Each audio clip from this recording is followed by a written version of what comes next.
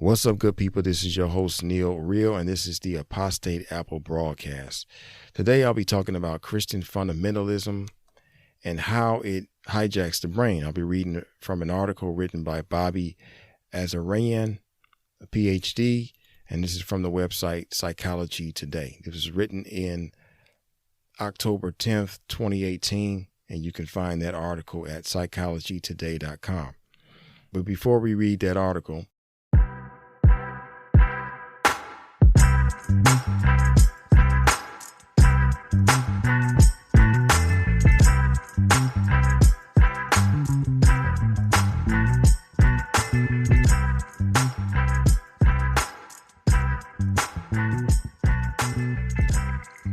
okay, we're back. We're talking about fundamentalism, and a fundamentalist is a person that adheres strictly to the sacred text. So they look at the sacred text and they follow them to the T. And because of that, they run into a whole bunch of problems in their mind and in their life. I was a fundamentalist Christian, and I took the Bible literally as it was taught to me. And because of that, it caused me a lot of stress and misery in my life. But there are other Christians who loosely followed the Bible, and most of them didn't even read the Bible. And they had a better life because they didn't follow this thing to the T. So it's better for you to be a loose Christian, I would say. It would be better if you don't even be a Christian at all. But for those people who just didn't follow the Bible that much, didn't read it that much, and just did what they wanted to do without guilt, and they were better off. But the more you follow the Bible, the more you really accept what it's saying, and the more you conform your life to it, the more pain and misery and suffering it causes you. So there are a lot of fundamentalists out there. And oftentimes they criticize these churches today that are a little bit lax when it comes to sin. And they call them hypocrites, and some of them call them heretics. And as you can see in my previous broadcast, I said the same thing. Hypocrites and heretics.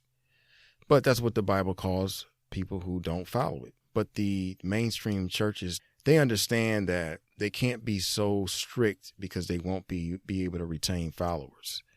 Most people just ain't going for it. So they want to keep the numbers up. They want to keep people coming back. So they relax off the rules of the Bible. They let people do what they want to do and kind of explain it away. And so those people are better off for not following the Bible to the T, because there's definitely some things that's going to happen to you, your mind, if you do. So let's get into this article here.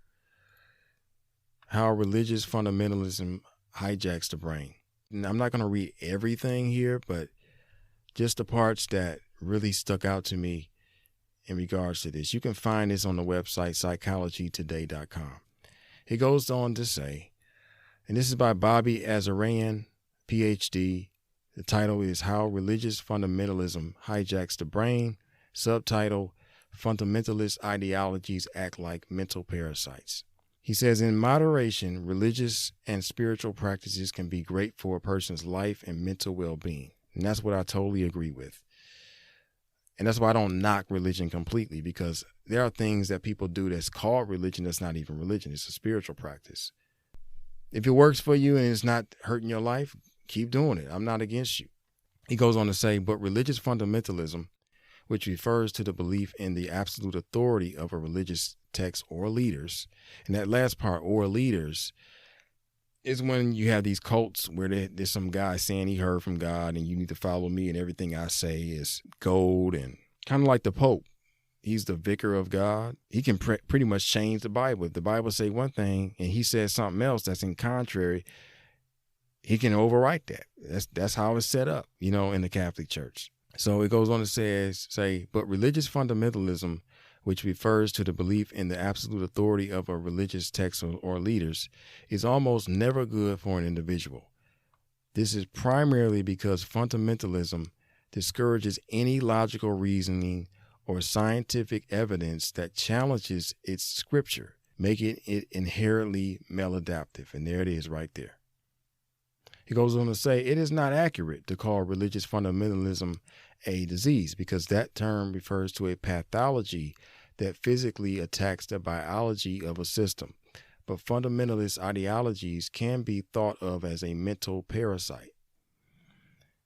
A parasite does not usually kill the host it inhabits, as it is critically dependent on it for survival. Instead, it feeds off it and changes its behavior in ways that benefit its own existence. By understanding how fundamentalist ideologies function and are represented in the brain using this analogy, we can begin to understand how to inoculate against them and potentially how to rehabilitate someone who has undergone ideological brainwashing. In other words, a reduction in one's ability to think critically and independently. Okay?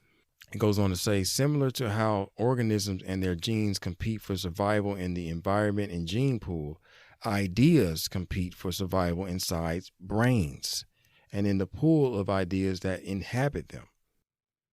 The famous evolutionary biologist Richard Dawkins has used this insightful analogy to explain how ideas spread and evolve over time. In his influential 1976 book, The Selfish Gene, he refers to ideas as memes. His idea of memes is the mental analogy of a gene, which he has defined as self-replicating units that spread throughout culture. We are all familiar with many types of memes, including the various custom myths and trends that have become part of human society. As Dawkins explains, ideas spread through the behavior that they produce in their hosts, which is what enables them to be transmitted from one brain to another. For example, an ideology, such as religion, that causes its inhabitants to practice its rituals and communicate its beliefs will be transmitted to others. Successful ideas are those that are best able to spread themselves, while those that fail to self-replicate go extinct. In this way, some religious ideologies persist while others fade into oblivion. And if you study church history, you'll see that. People had some weird beliefs and it just never caught on, and their followers died and nobody followed that. It goes on to say, it is easy to see why religion quickly spread through culture once it emerged. When humans gained the cognitive capacity to reason and plan for the future, they became aware of their own mortality. The realization that oneself and all of one's loved ones will someday die is naturally terrifying, and this existential fear perfectly set the stage for anxiety-reducing ideas, like ones that offer a never-ending afterlife. But religions are complex ideas, and the psychological effects they have on minds go beyond just relieving anxiety. He goes on to say here, like genes and gene complexes, when an ideology is replicated or passed from one person or group to another, it undergoes mutations. As a consequence, different versions of that belief system are produced, which generate different types of behavior. As such, there are often good and bad variations or variants of any given religion. So I'm going to give you an example before he shares his. I just talked about this in my last broadcast about how sex became a sin. And this is where sexual repression comes from. So this is the harm that came out of that. So he goes on to say, for instance, there are modern versions of Christianity and Islam that promote qualities like a sense of community and a moral code that fosters ethical behavior. These ideas can be beneficial to the host organism, i.e., the religious practicing individual. At the same time, there are harmful variants of Islam and Christianity, specifically the rigid fundamentalist versions that cause the host mind to process information in a biased way, think irrationally, and become delusional. And that is the mindset of many so-called Christians and Muslims. Okay? Irrational, biased, delusional. Okay? And I just want to say this, that they didn't want to be this way. They got a parasite in their brain. It's not like these people are stupid. And I often see memes from atheists making fun of people who are in religions when you don't understand how they got that way. It's not like they didn't have a brain. It was hijacked.